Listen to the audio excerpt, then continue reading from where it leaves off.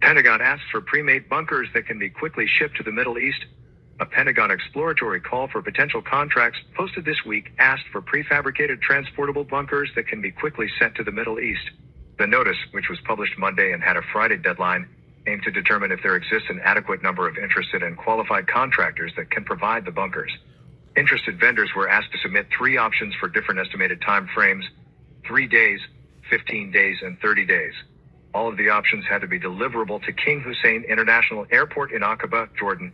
Each response was required to identify the level of protection provided by the bunkers, including the highest level of threat that the bunker is designed to withstand, such as a ballistic impact. The notice said the total quantity requirement is currently unknown, but that vendors are encouraged to give pricing structures reflecting any available economies of scale. It comes as U.S. bases in the region have sustained damage. A New York Times report published earlier this week described many as effectively uninhabitable. It also comes as thousands of Marines and paratroopers are headed to the region, and as the Pentagon reportedly weighs deploying an additional 10,000 ground troops to the area. All right, so we hope you enjoyed that. Here's another related audio. All right, we'll get into that one, but I want to say, first and foremost, all praises, honor, and glory to Yahweh, Bahashem, Yahweh Shai, Bahashem, Rakah HaKodash. That's all praises to the Heavenly Father, whom this world ignorantly calls God. His name means He is, He exists. Bahashem, that means in the name. Yahweh Shai, Yahweh Shai is who this world ignorantly calls Jesus. They ignorantly do it because they don't pay attention to the Paleo Hebrew, the actual Lashon Kodash, the pure language, right, in which Yahweh Shai spoke, His disciples spoke, the Israelites spoke in general. Okay, way prior to us serving a captivity in the United States. All right, pursuant to the book of Deuteronomy chapter 28, in the latter verses, where the Heavenly Father told us that these curses would be bestowed upon us if we had not kept the covenant. All right, so our people obviously fell short of the challenge, and so this is a punishment. Okay. Okay, so double honors to the elders and apostles of Great Millstone, ruling well, teaching this truth on the highways and hedges, week in and week out, risking their lives and freedom to do so. This truth is very threatening to the adversaries of the Heavenly Father, right, which would be our adversaries by extension. And so, the people that are, most concerned about this message are the adversaries, okay? The so-called white men on the earth, beginning with the top families of Esau, which would be, they're called the Edomites in antiquity and biblically, but they are the so-called white men on the earth, beginning with the Amalekite families.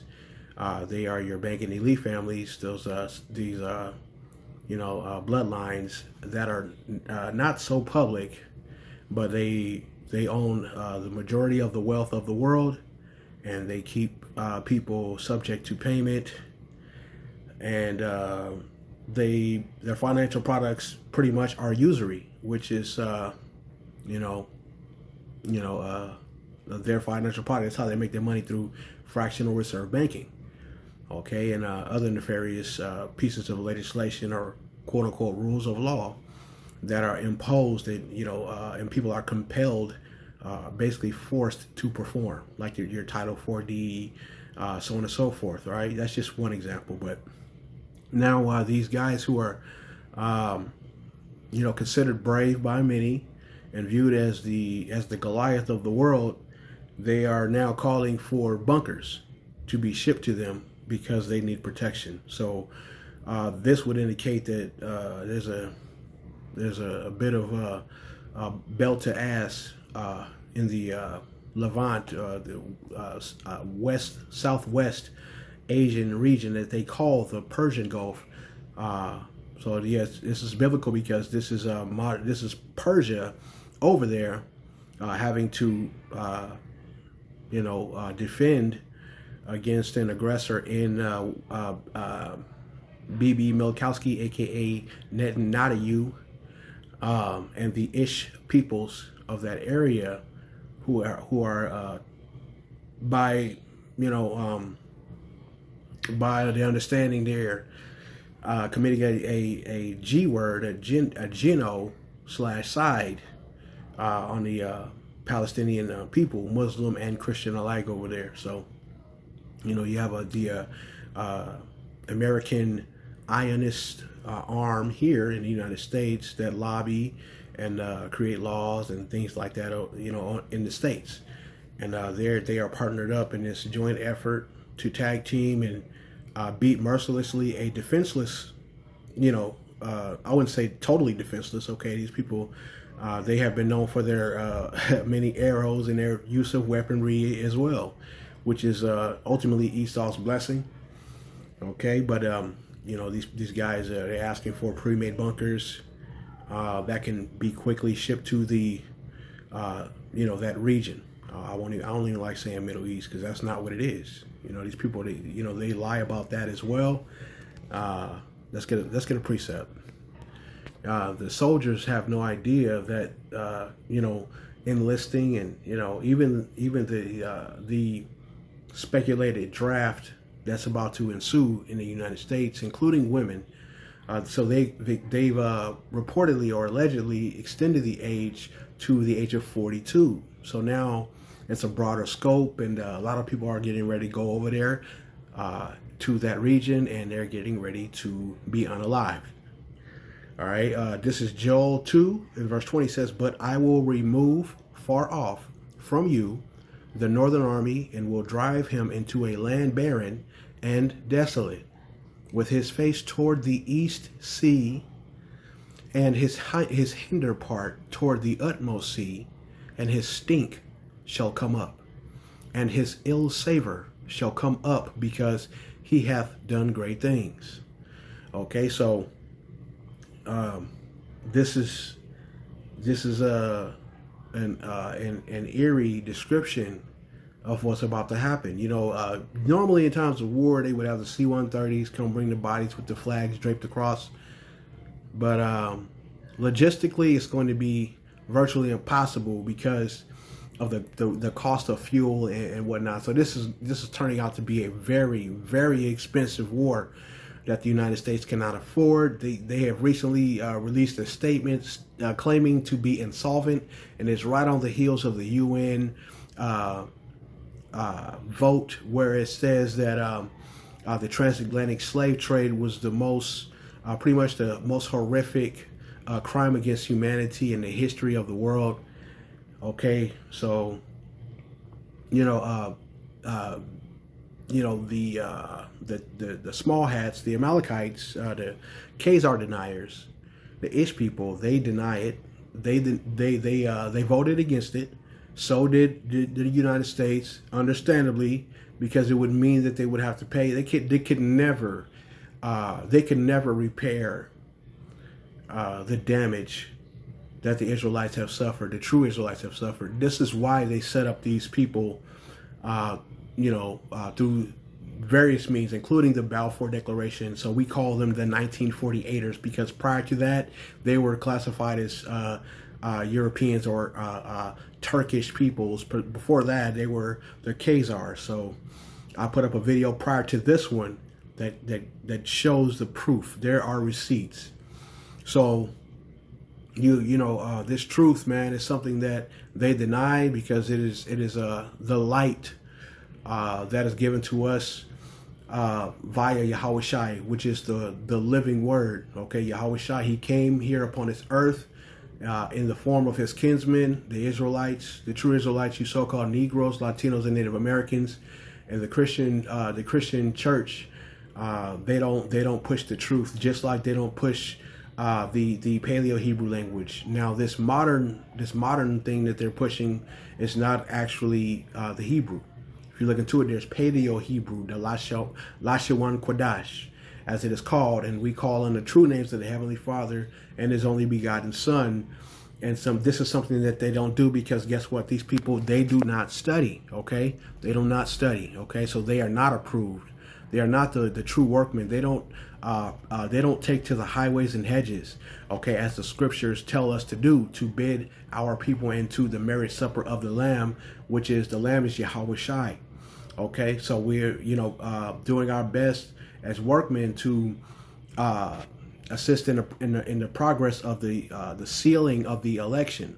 Okay, which is beginning. The sanctuary, of course, is the Israelites, but 1/3 part specifically in these latter times will be delivered. Okay. All right, so let's get a precept in regards to the 144,000, okay, regarding the children of Zion, the true children of Zion. Okay, so one of the attributes of Yahweh Shai's name is he is our Redeemer, okay, he's our salvation. So that means being saved out of this world, all right, being set apart and wholly consecrated from this world, which is controlled by the wicked. Which is the so-called YT people, which are the counterpart of Satan, the serpent, the deceiver, the thief, the liar, and the murderer. Okay, the bully. Okay, in the earth, the what do you call the hammer of the earth. Okay, they were known as Romans at one point, Greco-Rome. Okay, they were in the Caucasus Mountains at one point, and prior to that, closer to their origins, they existed in a place called Edom, which featured a place called Mount Seir and Petra, and these were rock. You can see the images of Petra now, and you see that it is literally a cave. You ever see a commercial, So Easy, a caveman can do it? Okay, Harry, he was, Esau came out hairy all over. He came out red and like a hairy garment all over. Okay, so he's literally a caveman. He's, and very wild. He's a man of the field. He's a hunter. His blessing was the fat of the land, the clefts of the rock. His dwelling consisted also of the dew of heaven. So he likes to fly. He's got a space station and things of that nature, right? And his blessing is the sword. His blessing is the sword. So he manufactures weaponry of all sorts, from a simple pocket knife to intercontinental ballistic missile. These are all Esau's tools that he's blessed with on this earth. Okay, so this is why he's able to do what he's doing, because if you can't agree with him or come to an agreement or meeting of the minds with this devil, he gets very upset. He becomes very irate, and he likes to unalive things. Okay, he's very brutal in his assessments, and he's not very wise. He is considered wise because the serpent, right? This says there's no head above the head of a serpent, which means like he cannot reason with the unreasonable. Okay, Revelation 14:3. Let's get to the precept in reference to the 144,000 hopeful elect of Yahweh watching Yahweh Shai. All right, it says, and they sung as it were a new song before the throne, and before the four beasts and the elders. And no man could learn that song but the 144,000 which were redeemed from the earth. Now, the song is the scriptures, is the breakdowns of the prophecies, because the spirit, the testimony of Yahweh Shai, for one, is the spirit of prophecy. Keep in mind, Yahweh Shai said he cometh in the volume of the book. So there was in the Old Testament, you had the beloved prophets, from the minor to the major prophets, meaning like the number of books, right? Minor, major in that regard. They were pointing to Yahweh Shai and the salvation that would come to our people Israel. Also, the prophets also would tell of the various times where our peoples committed spiritual fornication, spiritual idolatry against the Heavenly Father, which is, he says, I am a jealous God. He's also, another attribute is that he's the king of terrors. Okay, but he is loving and merciful at the same time, because he's all about balance. If you do righteousness, you receive righteousness. That's just and fair. It's a very balanced approach. Our Heavenly Father is very fair and very thorough and very considerate in all he does. He's concerned with the heart of the Israelite. Okay, so this is really what it comes down to. Okay, so the 144,000, they got the Thawa or the mark of it. They will have the mark of exemption coming up soon during this trouble, and those will be delivered into the chariots of Yahweh Bashim Yahweh Shai, which the world refers to as UAPs, UFOs, things of that nature. It's very spiritual. So one's walk in this truth must be one of light, must be one of understanding, must be one of steadfastness and standing stiffly for the name of Yahweh Bahashem Yahweh Shai, and honoring him in truth and sincerity no matter where you go. Okay, so these lessons come out, these epistles, these letters to our people, these exhortations, even the rebukes to our people who do still committing spiritual fornication by adopting the ways of Esau, Edom, believing in the so-called American dream, which is really equates to our nightmare, because they get fat while we starve. Okay, it's a cheesy quote, kind of cliche, but it's a lot of truth in that, because the oppression, and this is not our rest, this is not our kingdom, this is evidence of the earth being given into the hand of the wicked. Okay, he covered the faces of the judges. If not, wherein who is he? And that's the book of Job, chapter 9, verse 24. All right, to paraphrase that. All right, so the earth is given into the hand of these people, and they're pretty much lording over people with draconian policies, okay, and dark sentences and things of that nature, okay, which means the legislation that's pretty much geared to criminalize individuals for doing something that otherwise wouldn't be unlawful. Okay, so you got the rule of law, but you have the law which is the law of the land, which is supposed to supersede the rules. All right, but these people are lawless. They avoid the Constitution. They pretty much commit treason if you think about it. And it does it doesn't take too much thought when you witness these things in the news, how they like to censor even the media for telling the truth and reporting the truth, by threatening to defund them for telling the truth, and things of that nature, man. So it's very, very clear and vivid depiction of who the devil is. Like Erica Kirk, she said something at the governor's mansion a few weeks ago. She said that it's about she was there pretty much to promote young white men, and that was her primary focus, because it shows the white nationalist Christian agenda. Okay, and so this is why we talk about certain brands, certain subcategories of Christianity that are way off the mark and are totally unrighteous, and very demonic in nature, because it's self-serving. It seeks to undermine the true gospel, and by extension, the very people, the very jewels of Yahweh Bashim Yahushai, right, is hopefully elect in that 1/3 part of you, so-called Negroes, Latinos, and Native Americans, because that's not who you are. That's what they branded you as. Just like they branded Southwest Asia, historically Southwest Asia, they called it the Middle East. Okay, they cover up things. Wisdom of Solomon, chapter 5, verse 1, it says, "Then shall the righteous man stand in great boldness before the face of such as have afflicted him, and made no account of his labors." All right, so they built everything, supposedly, allegedly, according to them, they built everything, and everything is built off of their backs when they had us in 400 years of slavery. But that's due to our spiritual fornication to the Heavenly Father. So again, it's a punishment, but they exceeded what they were supposed to do. But the Heavenly Father has a plan for this. It's already written. Okay, it says, so they make no account of our labors. It says, verse 2, when they see it, they shall be troubled with terrible fear, and shall be amazed at the strangeness of his salvation. Who are they talking about? His. They're talking about the Lord, Yahweh Shai, whom this world ignorantly calls Jesus. Okay, they shall be amazed at the strangeness of his salvation, so far beyond all they look for. They look for a stringy-haired white man to appear in the clouds and rapture them up. Okay, but when they see the true Yahweh Shai, he look like a so-called black man, they're going to be in for a rude awakening.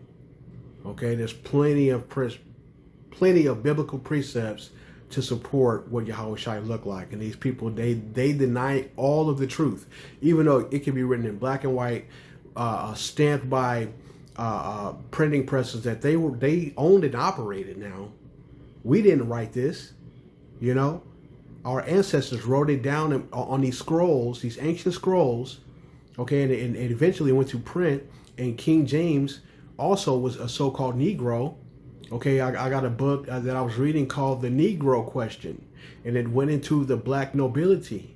King James Stewart was one of those kings, okay, that wanted to make sure that his people, Okay, our people, the Israelites, okay, all 12 tribes. It's not just one tribe. You know, the Ionists over there, we're the J-ish people. You're ish. Ish denotes kind of, sort of. You ain't it. You're not it. You know what I'm saying? That's the thing, bro. So I digress, man. King James Stewart wanted to make sure that the English speaking peoples over here in the States can get it. And what was going on in the 1500s, 1600s on up to you know, the 19th century, they was beating and brutalizing people who was trying to read English. You see, because it had been this word has been translated from the Hebrew to the Greek to the Latin to the English. Hebrew is the strongest language, so why would you not want to acknowledge that these are Hebrew-speaking peoples? These are Shemitic peoples. Okay, we know who the Hamitic peoples are. The darker skin races, not the Negroes. The Negroes are the Shemitic peoples. We are different than the Hamites.